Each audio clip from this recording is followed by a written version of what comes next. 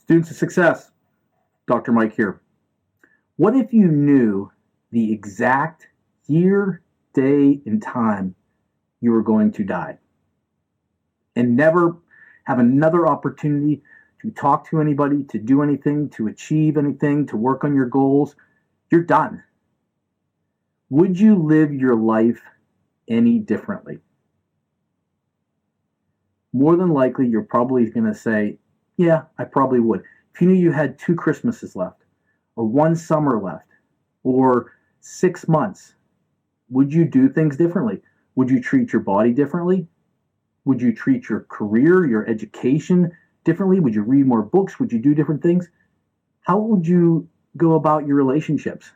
Would you eliminate some of the poison in your life?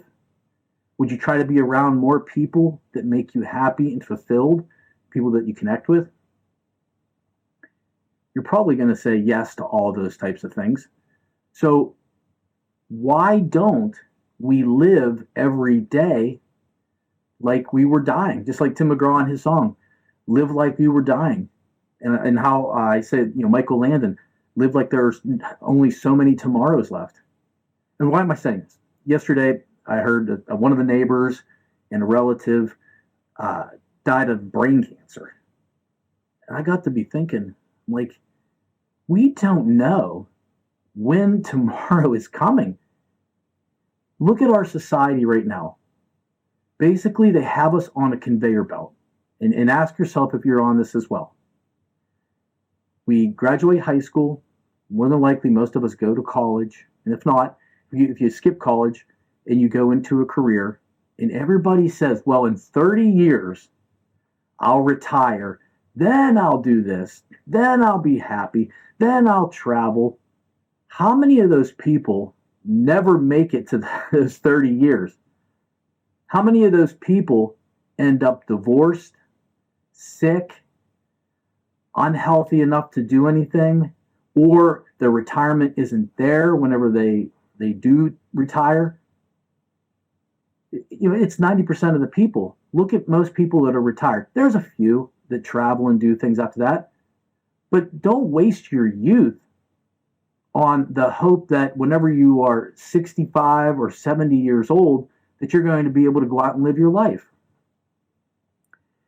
So myself, I have chosen a path to be able to live. I get extremely fearful every day. One of my fears is almost like a claustrophobic feeling of not being able to do the things that I want to do because I fear that tomorrow won't come and that I'm not going to be, and whenever those challenges do come in life, are you physically fit enough to be able to take it on? It's like when COVID came, a lot of people passed away because they did not take the time up front to be physically fit enough to be able to resist it. In your career, are you doing the things every day to add value so whenever a hard time comes, you're the person they keep because you're the most valuable? And the same thing in your relationships. I listened to my wife come home from her job as a school teacher. It is just absolute hell and misery. These people just bitch and moan and complain every single day. And it got to a point where I'm like, enough. We have got to move on and live our lives. That's why I've come up with this goal, this 1-year goal, to be able to work completely remote, travel the country, go and do and be anything and anywhere we can. And any single person can do this. But are you willing to do it? Or are you going to be on that treadmill that the government, that life wants you on, to just be a worker bee in the hopes that someday your happiness will be here? If you just work hard enough, if you just work long enough, if you just save enough, then you're going to be happy at some point in time. Guys, more than likely, for 98, 99% of us, that's not going to occur. It's just not. So we need to face that reality that we've got to start living today like there aren't any more tomorrows. If next year's not going to come, live like that retirement time is never going to get here. And if it does, there will be, you're not going to be able to utilize it because you wouldn't have built the fitness, built the career, built the disciplines to be able to do things at that time. So I want you to kind of sit back, reevaluate your life, and think, am I doing everything? Am I living my life? Am I planning it? Or is everybody doing the exact same thing? You know, at this point, I'm 51 years old. I don't want to be around negative people. I don't want to be around the stress and the anxiety and the bitching and moaning and complaining. Most of these people that bitch and moan and complain, they're all working on this external world. Everything out here is bad, and they're just complaining. I'm going to sue this person. I'm going to do this. I'm going to do that. And this, while their families are falling apart, while their health is falling apart. Before you start worrying about everything out there in the world, you need to start worrying about yourself. When you are physically fit, when you are strong in your career and your finances, when your own relationships and your family are doing well, then you can go out there and try to save the world and try to save others. Too many people have that in reverse.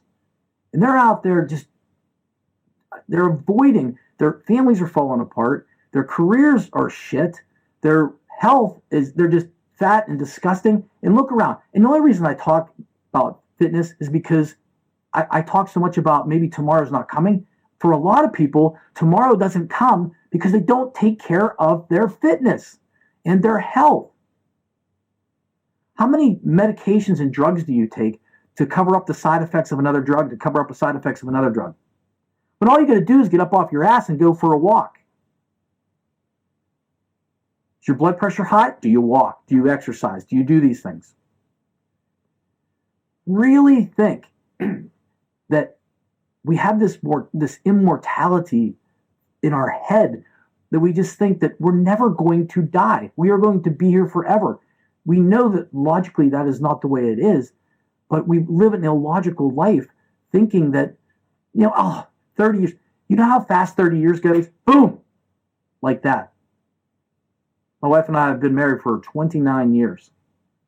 It seems like yesterday when we met. Seems like yesterday when we had our kids. Now they're graduating from law school and going to medical school. Like it is, time goes extremely, extremely fast. Are you taking advantage of the life that God has given you on this earth today? What are you doing today to help you, if tomorrow does come, that you're in a better situation? Or are you just a continuous progression? Because there is no such thing as staying even. You are either winning or you are losing every single day. You're winning in your health or you're losing in your health. Day to day. In your career, you're either winning in your career and getting better, adding more value, or you're losing in your career. And a lot of that stuff, maybe on the external world, what your boss, what other people are seeing, they might not see it, but inside of us, we know whenever we're losing. We know when we're not giving our best. And you don't want to lay there someday as you're dying of brain cancer or of things that sneak up on you like that. I'm not talking about old age and you're 90 years old. I'm talking about being in your 40s or 50s. You get a diagnosis, and you got 3 weeks to live, and you say, I never lived my life.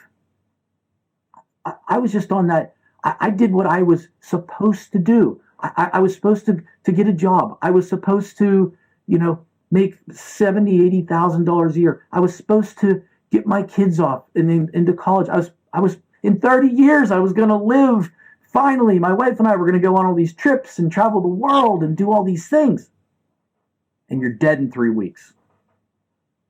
We've got to start living that mentality, not from a negative point of view, but from a positive point of view. Think that I might not be here in 3 weeks, so I've got to live my best life today. Get on that treadmill. Get your ass out there and walk. Stop making excuses for your inferiority to everybody else in this world.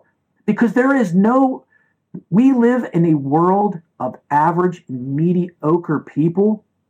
People are not willing to do it. If you go this much higher in everything in your life, you will succeed at levels that will astound you. Completely astound you.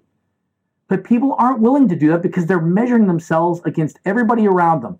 Everybody's on the same treadmill of retiring, put the time in, retire someday. All of a sudden, then you're going to be this happiness as your body falls apart, as your mind turns to mush, your relationships are on the edge.